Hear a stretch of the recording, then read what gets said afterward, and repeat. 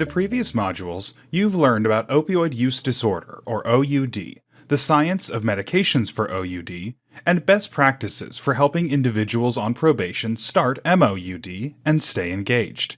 In this module, you'll learn more about your role and how to work with individuals on probation who return to using drugs while engaged with MOUD. It's possible while on MOUD, the individuals you're working with on probation might return to drug use. This might be only one time.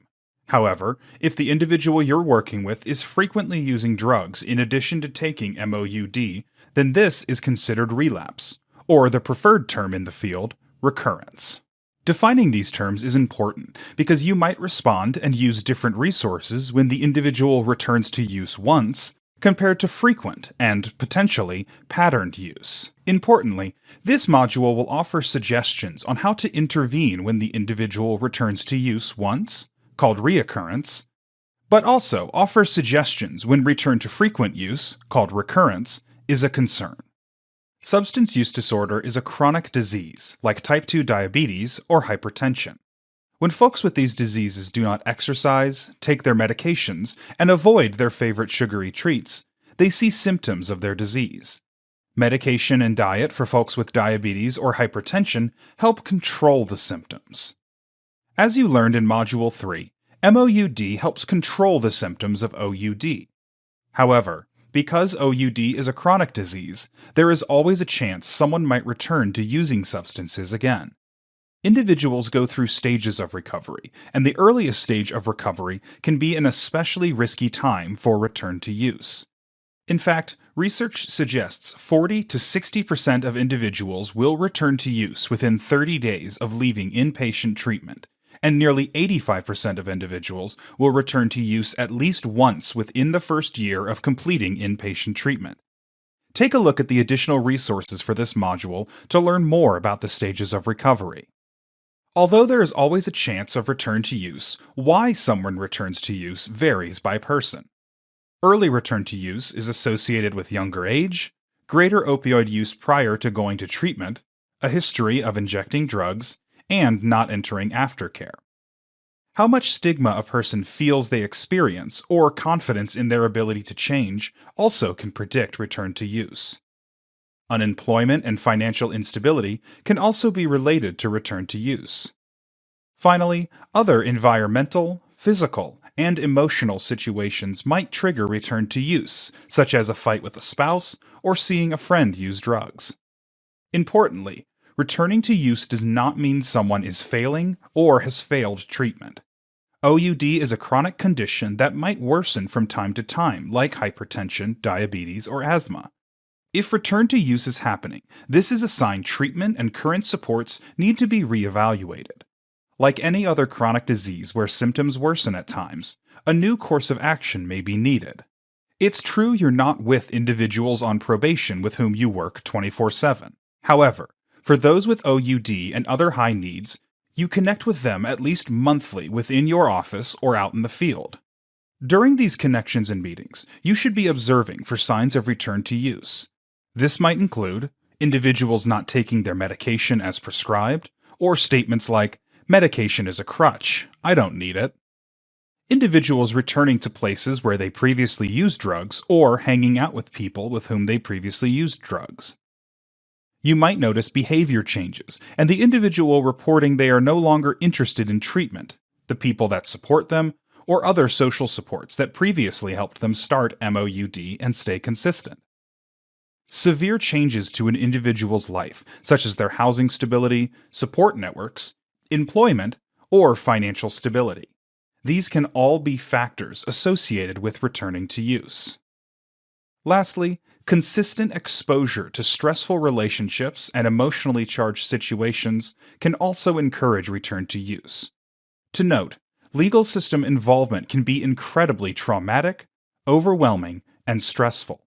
This means the process of probation and meeting with you might itself be an emotionally charged situation. Supporting individuals you work with on probation is central to your role. Building a plan to support the individual through return to use first involves understanding how often they're using substances and when and why they're using them. During your office, field, or home visits, begin to elicit information that might help you understand how often the return to use is happening.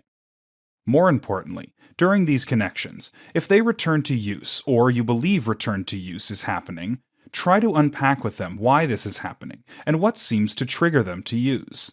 Consider if the triggers are environmental or situations, like being around specific people, being around a specific place, or being around items that might remind them of using. Consider if the triggers are emotional, like depression, anxiety, or upsetting emotions, experiencing something stressful, processing trauma or violence, or managing untreated mental health concerns. Consider if the triggers are physical, like lingering pain from previous injury or illness, or pain and physical distress from working, or trouble sleeping. Consider if the triggers are related to stigma or negative interactions with treatment providers. Although this is somewhat related to emotional triggers, stigma and negative treatment interactions are unique experiences for individuals with OUD. Working through this area specifically with them is important to long-term recovery. If you determine the individual you're working with is frequently using drugs, you'll need to contact the MOUD community provider and alert them of your client's return to use.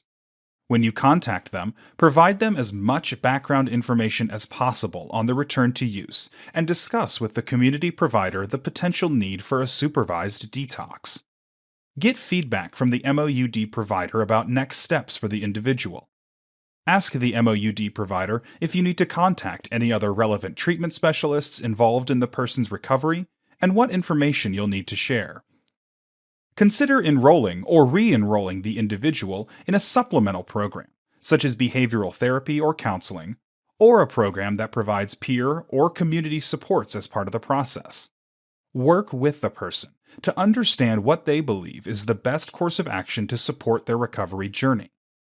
Be particularly mindful that some of these individual programs and supports might cost money or might not be covered by insurance, and adding another program to their plate might create additional stress. As you work with the individual, remember that the recovery journey is a priority, but can't be a burden. If the person agrees an additional program might be helpful, as much as possible make a responsive referral.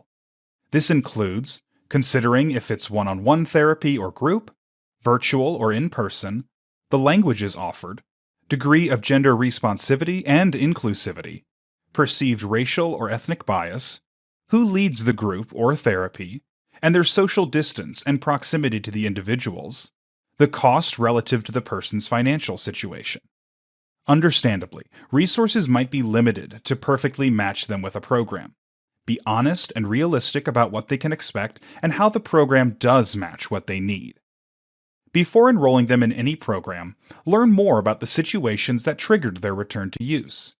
Consider these triggers in the program referral. Create a plan with them to manage these triggers. If another treatment provider already helped them devise a plan, ask the individual you're working with how you can support them sticking to this plan. Lastly, consider working with the person about their perceptions about MOUD, the stigma about engaging in MOUD or other treatment supports. You'll want to consider how the stigma related to these considerations interplay with race and ethnicity, gender identity, class, caretaking, and masculinity. As part of this conversation, consider if you're the most appropriate person or if a peer specialist might be a better option. It's possible the suggestions so far bump up against policy and directives from your agency. For example, your department might require graduated sanctions when someone returns to use or tests positive for substances other than those prescribed. As a chronic disease, sanctioning return to use is a challenging issue. You wouldn't consider consequences for hypertension or asthma flare-ups, yet the reality is that your hands might be tied by policy to respond. Consider the flexibility you do have with using less severe or punishing graduated sanctions. If possible, reconsider if you can develop your own sanctions that might support the person you're working with.